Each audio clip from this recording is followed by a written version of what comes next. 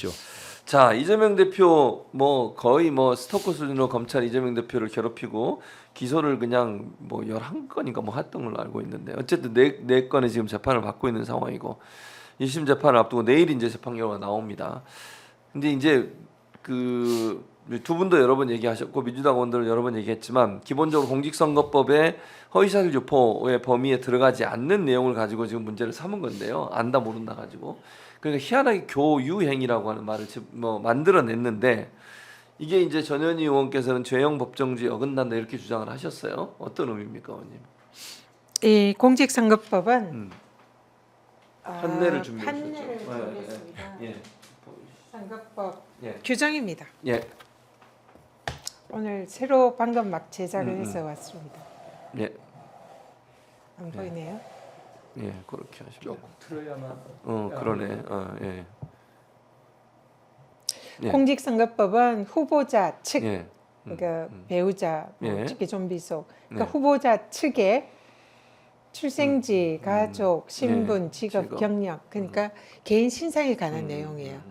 여기에 관해서 허위를 거짓말하면 안 됩니다. 예. 법이 그렇게 돼 있어요. 근데 그 중에 약간 이질적인 행위가 있습니다. 그래서 후보자의 행위에 관해서 거짓말하면 처벌하게 돼 있습니다. 예. 그렇죠. 이게 법 규정입니다. 그렇습니다. 그래서 제형 법정주의라는 것은 제가 법에 네. 정해져 있는 있어야 된다. 예. 처벌이 그래서 가능하다. 처벌이 가능하다. 그래서 이 제형 법정주의는 딱 규정되어 있는 그대로 처벌해야 됩니다. 그래서 네. 여기서 뭐 유추 해석을 한다든지 뭐 이렇게 해서는 안 된다. 안 된다. 그게 제형 법정주의예요. 그러면 여기에 해당을 해야 됩니다. 예. 그러면 누구를 안다 모른다가 여기에 해당되는 게 하나도 없죠. 없죠. 그래서 이 항목에. 이 누구를 안다 모른다는 허위 사실 공표죄가 안 된다. 공직선거법 위반이 안 된다. 간단하게 말씀드리면 그러니까요. 그겁니다. 예. 그래서 제가 요즘 그런 용어를 이제 쓰려고 합니다. 예.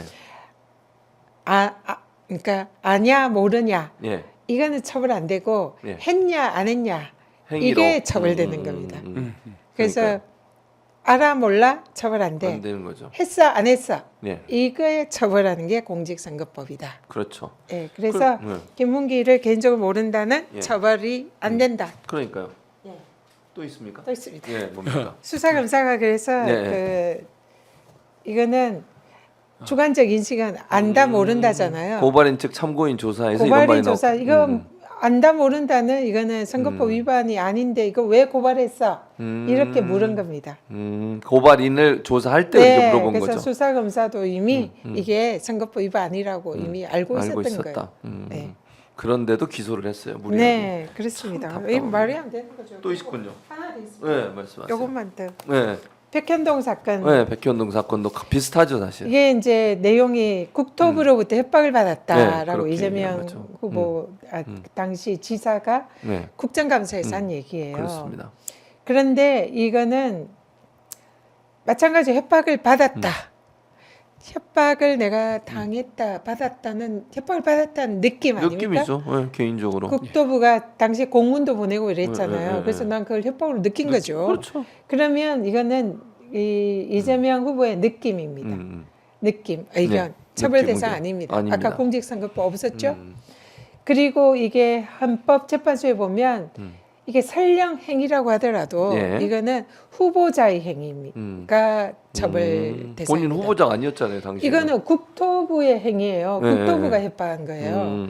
그러니까 제3자의 협박 행위가 있다고 내가 느꼈다. 그러니까 제3자의 행위이기 때문에 이거는 후보자의 행위가 아니라서 이 구성 요건이 안 됩니다. 네, 네. 그냥 그래서 법에 그냥 규정에 다 위반되기 때문에 그냥 이 선거법 위반은 예, 예. 무죄다. 무죄다. 무죄를 확신한다. 예. 법리에 의해서. 이건 안 해도 되는 거예요. 이거는 네. 판례에 의해서 아, 이제 판례 그렇군요. 생략하겠습니다. 알겠습니다. 네. 생략돼 있어서 합니다. 법 그냥 법만 그러니까. 보면 안 된다. 예. 근데 백현동 사안 같은 경우 지금 잘 설명해 주셨는데 하나 더 제가 이제 궁금한 건 예. 이게 국정감사에서 했던 발언이잖아요. 근데 예, 이게 예. 공직선거법으로 처벌이 가능한 겁니까? 저는 불가능하다고 봅니다. 예, 예. 선거법을 저걸 적용하기 위해서는 아니 내가 예를 들어 친구하고 얘기할 때 예, 옛날 일을 가지고 막 거짓말하고 다녔다. 예. 저 선거직이지만 예. 친구들 만나서 뭐 네. 옛날에 뭐 멋있는 사람인 것처럼 네, 거짓말했다. 저 처벌할 수 있습니까? 안 되죠. 사적인 영역 아닙니까? 그렇죠. 또 다른 영역이고 네. 선거와 관련돼서 예. 유권자들 앞에서 그다음에 당선에 영향을 미치는 사람들을 상대로 예. 나에 대한 거짓말, 상대방 후보에 대한 거짓말을 해야 문제가 되는 것인데 국감장에서 예. 국정감사 그 위원으로 온 예. 국회의원의 질문에 예. 답을 한 것은 선거와 상관이 없는 없죠. 그런 영역에서 이루어진 일이기 때문에 예. 아예 선거법을 적용을 검토해서는 안 되는 된다. 일인 겁니다. 네, 예. 그렇죠. 그리고 예. 국토부에 협박을 당했다. 이게 당선 목적으로 예. 그런 얘기를 했다고 볼 수는 없죠. 아니죠. 국정감사에서 그걸 네, 그리고 그걸 말해- 누구를 떨어뜨리기 위해서 그것도 아니죠. 한 것도 아니죠. 네, 그러니까 전혀 아닙니다. 공직선거법은 당선 목적으로 그렇죠. 해야 되거든요. 네, 네. 그러니까 구성 요건에 아예 안 해당되지 되지 그리고 않습니다. 않는다. 아까 그 협박 말씀하셨지만 조금만 보충하자면 예, 그 예. 협박도 백현동의 식품용품 부지뿐만 아니라 예. 성남에 있었던 5개의 그 어떤 그저 공기업 음. 여기에 대해서 포괄적으로 했던 말이고 그다음에 협박이라는 것도 용도 변경을 해주는 순간이 아니라 용도 변경을 해주기 전에 예. 오랫동안 그 느껴왔던 그 과정들 있지 않습니까? 예. 그걸 표현했던 말인 것이지 그 용도 변경을 했을 그 당시에 그 어떤 당했던 상황을 또 설명한 것도 아니었었습니다. 아니다. 자, 그래서 두 분이 지금 잘 설명해 주셨는데 이거를 증거를 가지고 다시 여러분한테 확인시켜 드리기 위해서 시청자분들 또 이 영상을 또 계속 다시 보게 하는 분들 계시기 때문에 그 당시에 이재명 대표가 했던 말을 저희가 다시 편집을 했습니다. 정확히 들어보려고. 예. SBS에 출연해서 그때 얘기를 했거든요. 김문기 씨 안에 네. 이미지입니다. 목소리는 아니고요. 이미지를 보여드릴게요. 이재명 대표 했던 말 그거 한번 보여줘 보세요. 자, 질문이 이겁니다. 김문기 처장은 개인적으로 사장 재직 때 좀 아셨습니까? 라고 앵커가 묻습니다. 거기에 대해서 이재명 대표가 한 말이에요. 제가 시장 재직 때는 몰랐고요. 이렇게 얘기했고요. 하위 직원이었으니까요. 이건 말 그대로 옮겨놓은 겁니다. 지금 도지사가 돼서 재판을 받을 때 이 사람의 존재를 알게 됐고 전화도 꽤 많이 했다. 이런 얘기예요. 근데 이게 개인적으로 시장 재직 때 좀 요거 질문이 중요합니다. 개인적으로 요거 분명히 들어간다는 네. 거. 왜냐면 자꾸 언론에서 종편 같은 데는 아느냐 모르냐 알았냐 몰랐냐 이걸로 몰고 가거든요. 근데 개인적으로 한 말이 들어 있다는 사실이에요. 그러니까 이재명 대표가 그 말을 받아서 얘기하니까 제가 시장 재직 때는 개인적으로 몰랐고요. 이렇게 이해하는 게 맞아요. 이건 문맥으로 보면. 그리고 나중에 도지사가 돼서 재판 갈 때 그 사람 존재를 알게 됐다라고 얘기한다는 거죠. 그러니까 그래서 전현희 의원이 지난번에 10월 국감 때 이런 질문을 했죠. 뭐라고 질문했냐? 법원장에게. 법원장님, 판사나 직원들에 대해 개인적으로 좀 아냐? 이렇게 물어보셨잖아요. 답변은 뭐라고 그랬어요, 법원장이? 개인적으로는 모른다죠. 네. 아니 그러니까 저걸 어떻게 처벌을 하냐고. 네. 진짜 의원님 이게 말이 됩니까 지금? 이게 말이 안 되고 네. 개인적으로는 네. 하위 직원이랑 알 수 없잖아요. 그렇죠. 그냥 알기는 알아도 이름이나 얼굴을 알아도 개인적으로 아는 건 아니잖아요. 그렇습니다. 그러니까 개인적으로는 몰랐다는 거는 지극히 당연한 거고 허위 사실이 아니에요.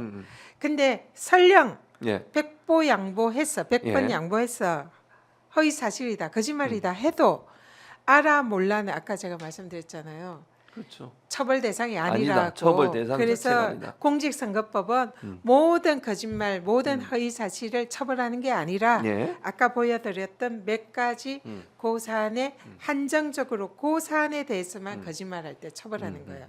그래서 첫째 거짓말이 아니다. 예. 둘째 거짓말이라 하더라도 하더라도 처벌이 안 된다. 선거법상 처벌 대상이 아니다. 아니다. 예, 그러니까 그 얘기입니다. 처벌 못 하겠네요. 예, 맞습니다. 그냥 무죄가 나와야 정상이잖아요. 예.